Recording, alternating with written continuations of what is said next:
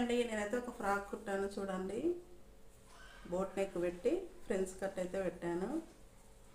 అట్లాగే full hands, చేతి దగ్గర ఇక్కడ కుచ్చులాగా వస్తుంది కదా, ఇట్లా కుచ్చులాగా రావాలంటే ఈ విధంగా అయితే ఇచ్చాను. ఇట్లా అయితే ఉక్స్ పెట్టాను. అట్లాగే నాడలు చాలా బాగున్నాయి కదా.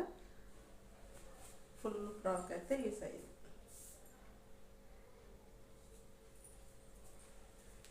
బ్యాక్ కూడా సేమ్ బోట్ నెక్.